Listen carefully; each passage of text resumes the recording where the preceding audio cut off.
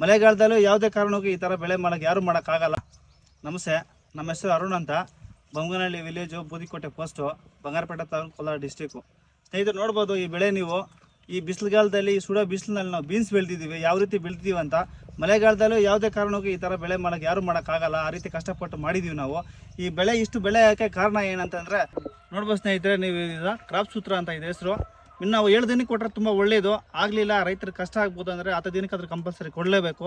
ಕೊಟ್ಟರೆ ಒಳ್ಳೆ ರಿಸಲ್ಟ್ ಬರುತ್ತೆ. ರಿಸಲ್ಟ್ ಬಂದ್ರೇ ನೀವು ಯೂಸ್ ಮಾಡಿದ್ರೆ ನೀವೇ ಹೇಳ್ತೀರಾ. ಅದರ ತದನಂತರ ನೋಡಿ, ಇದು ಬಂದುಬಿಟ್ಟು ತ್ರಿಬಲ್ ಬೂಸ್ಟ್ ಅಂತ. ಇದನ್ನು ನಾವು ಯಾವುದೇ ಕೆಮಿಕಲಲ್ಲಿ ಆಗ್ಬೋದು. 200 ಲೀಟ್ರಿಗೆ 500 ml ಬರುತ್ತೆ, ಹಾಕ್ಕೊಂಡು ಸ್ಪ್ರೇ ಮಾಡ್ಬೋದು. ಇದು ಸ್ಪ್ರೇ ಮಾಡಿದ್ಮೇಲೆ ರಿಸಲ್ಟ್ ನಮಗೆ ಒಳ್ಳೆ ಹೂವು ನಿಂತ್ಕೊಳ್ಳುತ್ತೆ, ಪಿನ್ನೆ ಬರುತ್ತೆ, ಈಲ್ಡ್ ಬರುತ್ತೆ. ಇದರಿಂದ ಯಾಕಂದರೆ ನಾವು ಯೂಸ್ ಮಾಡಿದ್ದೀವಿ, ನಿಮ್ಗೆ ಹೇಳ್ತಾ ಇದ್ದೀವಿ. ಅದರಿಂದ ಹೇಳ್ತಾ ಇದ್ದೀವಿ ಸ್ನೇಹಿತರೆ, ಯೂಸ್ ಮಾಡಿ. ಒಳ್ಳೆ ಕ್ರಾಪ್ ಬರುತ್ತೆ, ಒಳ್ಳೆ ಈಲ್ಡು ಬರುತ್ತೆ. ಯಾಕಂದರೆ ಇದಕ್ಕೆಲ್ಲ ಕಾರಣ ಏನಂದರೆ ನಾವು ಸರ್ಚ್ ಮಾಡ್ತಾಯಿದ್ವಿ. ಈ ಬೇಸಿಗೆಯಲ್ಲಿ ನಾವು ಯಾವುದು ಬಿಟ್ಟರೆ ಬೆಳೆ ಚೆನ್ನಾಗುತ್ತೆ ನೋಡಿದಾಗ ನಮಗೆ ಯೂಟ್ಯೂಬಲ್ಲಿ ಸಿಕ್ತು ಡೀಟೇಲ್ಸ್ ಎಲ್ಲನೂ. ಕಾಂಟ್ಯಾಕ್ಟ್ ಮಾಡಿದ್ವಿ. ಯಾರೋ ಸ್ನೇಹಿತರು ಇನ್ನೊಬ್ರು ನಮ್ಗೆ ಸಜೆಸ್ಟ್ ಮಾಡಿದ್ರು. ಇವ್ರ ಹೆಸರು ಮಧು ಅಂತ, ಹೊಸಳ್ಳಿ. ಇವ್ರದ್ದು ಮಧುಸೂದನ್ ರೆಡ್ಡಿ ಅಂತ ಇವ್ರ ಹೆಸರು. ಇವ್ರದ್ದು ಮರಾಠಿ ಹೊಸಳ್ಳಿ.